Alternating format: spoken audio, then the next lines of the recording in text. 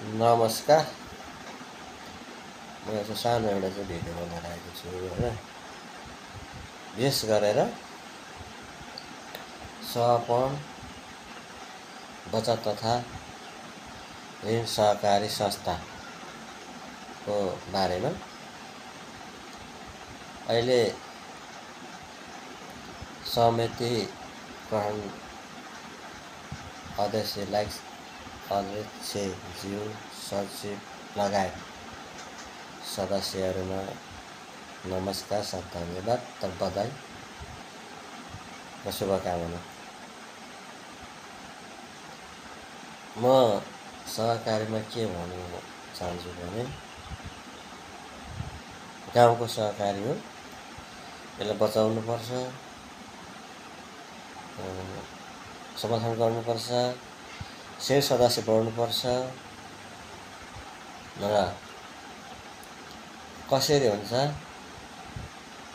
यसलाई अगाडि बढ्नुपर्छ भन्ने पक्षमा छु पनि थिएँ। गाडी घोडामा लगानी गर्नुपर्छ भन्ने मान्छे पनि म हो। अब भन्ने नै हो भने पनि मलाई जहाँसम्म लाग्छ यो सहकारीमा चाहिँ सबै शेर सदस्य पैसा होइन जस्तो के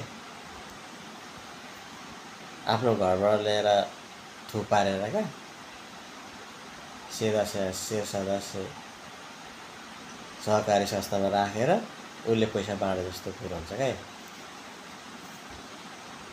अलिक जान्ने बुझ्ने होइन मै भन्नेहरू पनि हुन्छ है। उहाँले हाम्रो गाउँठाउँको मान्छेको हाम्रो मान्यताहरू पनि हुन्छ।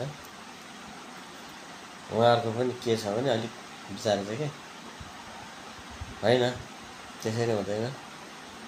सबैजना शेर सदस्यबाट नै सबैजना सल्लाह गरेर नै सबैले गठौँ भन्ने पक्षमा चाहिँ कुरा उठाउनु क्या। ल अब 2-4जना बस्ने गाउँको अनि लु अब स्टुडियोमा बस्नु पऱ्यो, तपाईँले यसो सहयोग गर्नु पऱ्यो है भनिदिनु। हुन्छ म तपाईँलाई सहयोग गरिहाल्छु भन्ने। अनि गाउँमा अब सबैतिर कुद्ने क्या रातारात, कसैलाई फोन गरि पनि हाल्ने। अनि ल कसरी सहकारी चलाउने भने चाहिँ पछि चाहिँ हुँदैन क्या। त्यहाँ पदको होइन कुरो हुँदो रहेछ। म त्यो थाहा पनि छैन। म चाहिँ कस्तो मान्छे भने पद चाहिएन, सहकारी बाँचोस् बचाउँ भन्ने व्यक्ति हुँ। मैले त्यहाँ धेरै कुरो पनि उठाएको थिएँ। मैले सहकारीबाट शेर निकाल्छु भनेको थियो हो, तर पनि शेर सदस्यको पैसाले सहकारी चलेको हुन्छ। चाहे 1 रुपियाँको होस्, चाहे करोडको होस्, कसै लाखको होस्, समान बराबर नै हुनुपर्छ। कि धेरै पैसा हुनेको चाहिँ इज्जत हुने हुन्छ जस्तो लाग्यो हाम्रो समर्पण सहकारीमा चाहिँ है, जस्तो लाग्छ मलाई चाहिँ। मेरो बुझाइमा चाहिँ अब सहमति ग्रहण गर्नु पर्यो भने 3 जुरे चोकदेखि क्या मासतिर तलतिर अनि भड्किहाल्छ कि भन्ने जागती टोलसम्म पुग्छ 2-3जना त्यहाँ अड्काएको हुन्छ। त्यसमा पनि अलिक खुसी पनि लाग्छ क्या, आफूलाई हाँस पनि लाग्छ। अब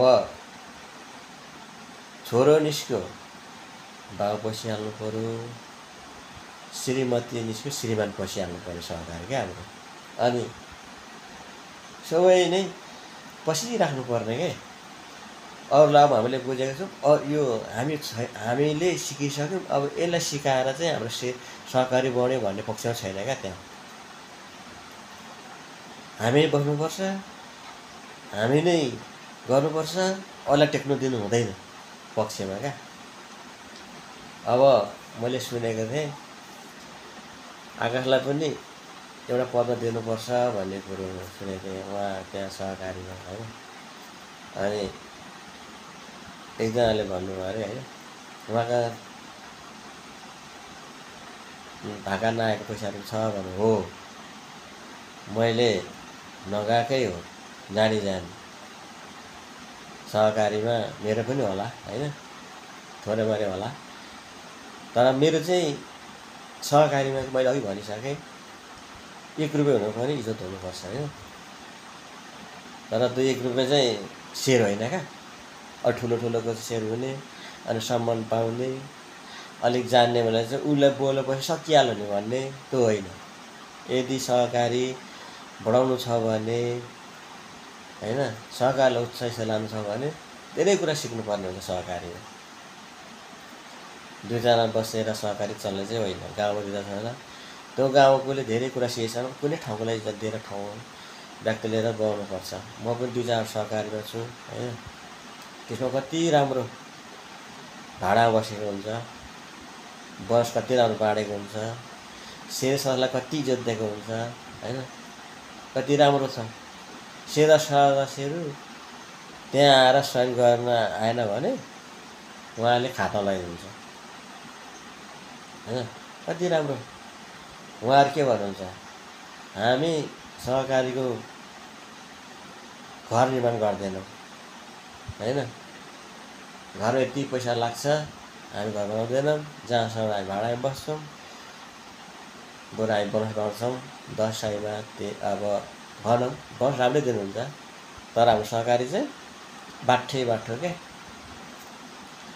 त्यो सहकारीलाई बढाउनु चाहिँ होइन, घटाउनु पछि जानुहुन्छ। कसरी भन्नुहुन्छ भने मै मात्रै बाठो क्या, सिधा साधा चाहिँ को छ कहाँ छैन, उहाँहरू चाहिँ किन आउनु भएन, कसरी आउनु भएन, उहाँले बुझ्नु भएको छैन कि भन्ने पक्षमा चाहिँ सम्झाउनु पर्छ क्या। अनि त्यो एउटा सानोको सहकारी छ, बुझ्नु पनि कसरी हाम्रो सहकारीमा 3 जुरे चोकदेखि र उता बाइक कुनै पनि हुँदैन। अब क्षेत्रफलको आधारमा हिसाबले सदस्य होइन या अध्यक्ष या कुनै पनि आधारले क्षेत्रफलको हिसाबले त समिति गठन गर्यो भने त सबैले सुन्थ्यो होला, अझै शेरसरले बढ्थ्यो होला है। तर हाम्रो चाहिँ मै ठुलो क्या, मै जान्ने, मै ठुलो, मै बस्नुपर्छ। भरसक्दो अध्यक्ष पाएको मान्छे सदस्य पसेर बस्ने खालको सहकारी हो क्या हाम्रो भनेको, त्यसम्मको छ हाम्रो। अब हाम्रो गाउँ भनेको चाहिँ मै ठुलो, अरू चाहिँ त्यो मान्छे नै होइन क्या जस्तो सहकारी छ। मैले हाम्रो अध्यक्ष पहिला पनि भनेको थिएँ, अझै तपाईँलाई सहकारी बचाउनु छ भने क्षेत्रको आधारले समिति गर्नुपर्छ, प्रतिरको होइन। हामी 400-500 छ भने 400 कहाँको छ त, उहाँलाई चाहिँ समेटेर गर्नुपर्छ भन्ने पहिला नै हो। र सहकारीलाई अगाडि गर्नुपर्छ। मलाई पदको लागि मलाई लाज पनि छैन, म पहिलादेखि भनेको र सहकारीले बस पनि भनेको मान्छे हो। तर म सहकारी नबस्ने पैसा व्यापार सपोर्ट गर्छु भनेको हो, गरेको थिएँ। तर अहिले झन्डै चुनाव भयो होइन, मैले त्यो भोट मागेर मैले भनेको थिएँ, तपाईँहरू किन भोट मागेर हिँड्नुहुन्छ, म भोट माग्न हल्ला गर्दिनँ, तपाईँहरूले चाहिँ भोट माग्नुहोस्, तपाईँहरू समिति आएर भोटै नमाग्नुहोस् न, किन भोट मागेर हिँड्नुहुन्छ मैले भनेर भनेको थिएँ। अरू उहाँहरू कुरा मेरो भोट माग्दै आउँदाखेरि मैले एक दुईवटा कुरा भनेपछि उहाँहरू हस् भनेर मान्छे जानुभयो। तर अहिले सहकारी बचाउनु भयो, राम्रो गर्नुभयो, यसमा धेरै धेरै धन्यवाद। चुनावै स्थितिमा गएको भए हाम्रो सहकारी सायद सहकारी बाँच्दैन पनि थियो होला सायद जस्तो लाग्थ्यो मलाई। किनभने पक्ष र विपक्ष भएर बसेपछि सहकारी त्यतिकै सकिन्छ। म धेरै ठाउँको सहकारी यसरी सकेको देखेको छु क्या। भरसक चुनावै नगर्ने, सहमतिमा जाने, त्यसपछि भएनै भने पनि फेरि सानो सभा बोलाउन सकिन्छ। यसलाई विघटन गरेर फेरि पनि गर्न सकिन्छ, त्यसमा आपत्ति भएको कुरो होइन। तर सहकारी चाहिँ मेरै हो, मैले नै गर्नुपर्छ भन्ने पक्षमा चाहिँ जानु हुँदैन। अब 10 वर्षमा पनि सहकारी यही बस्नु भन्नेहरू चाहिँ हाम्रो गाउँमा हुनुहुँदो रहेछ होइन। त्यसमा चाहिँ म अलिक सहकारीको बारेमा त्यति जानेको पनि छैन, अभिज्ञ छु। तर उहाँ जानेर त बुझ्नु पऱ्यो नि, गाउँठाउँमा अरू बन्दा दिउँ, उनीहरूलाई सिकाऊँ। अब हामी कति बाँचिन्छ, यो सहकारीलाई हाम्रो शरणार्थीले होस् भन्ने पक्ष चाहिँ हुँदैन रहेछ, मै बुझेअनुसार है। त्यही घरको मात्रै हुनु पर्ने कि। अनि मलाई कस्तो लाग्छ भने त्यहाँ सहकारीमा त यस्तो थियो भनौँ भने यस्तो छ, चुनाव पो हुँदैछ अरे। अब हेर्नु है, अरू ठाउँमा चाहिँ 2000, 5000, 10,000 सहकारी छ भने चुनाव पनि हुँदैन। चुनाव भइहाल्यो भने 2025, 3000 छ भने पनि उहाँ आउनुहुन्छ चुनावबाट, शेर सदस्य एउटा हाजिर हुन्छ। शेर सदस्यले आउनुहुन्छ भने उसलाई सम्झाएर गर्नुहुन्छ, यसो गर्नु हुँदैन, बचाउनुपर्छ, तपाईँ लागि पर्नुपर्छ भनेर जानु भन्नुहुन्छ उहाँ। हाम्रो चाहिँ सहकारीमा बस्छ जय जान्छ, नो प्रब्लम भन्ने पक्ष हुन्छ क्या हाम्रो गाउँमा। त्यसैले तपाईँहरूलाई यसपालि राम्रो गर्नुभयो, धेरै धेरै धन्यवाद। सहकारीलाई बचाउनुपर्छ, म पनि लागि पर्छु होइन। अब म मेरो गाउँ ठुल सबै समेट्ने कसरी गर्नुपर्छ तपाईँहरूले। अबको अवधि अर्को सालसम्म पनि यही हालत जानुभयो भने चाहिँ फेरि पक्षमा चाहिँ एकजनाले निकाल्ला, दुईजना निकाल्ला, 5 जना निकालिसकेपछि सबैतिर पुग्ने सम्भावना हुन्छ। सहकारीको बदनाम हुन्छ र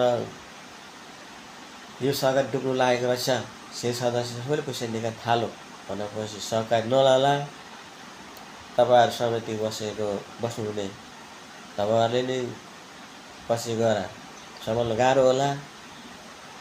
तर घमण्ड नगर्नु होला, आफू सक्छ हुनुहोस् र अरूलाई पनि सक्दै सक्दिनुहोस्। र शेर सदस्यले कसरी सम्झाउनुपर्छ, सम्झाउने तपाईँहरूलाई अधिकार दिएको छ। शेर सदस्यहरूले घमण्ड नकिन अझै राम्रो र कहाँ हुन्छ, कहाँ शेर सदस्य बनाउने तरिका त्यो सिकेर घरमा जानुहोस्। हरेक क्षेत्र छ, म पनि धेरै सहकारीमा बसेको मान्छे हो होइन। त्यसलाई चाहिँ तर हाम्रो सहकारी छैन अरू होइन। अब मैले धेरै पनि बोलेँ होला, त्यसमा क्षमा चाहन्छु होइन। तर मेरो कुरा कस्तो लाग्यो र कसरी गयो भन्ने पक्षमा त बोलेको होला, त्यसमा एकचोटि सुन्नुलाई धन्यवाद।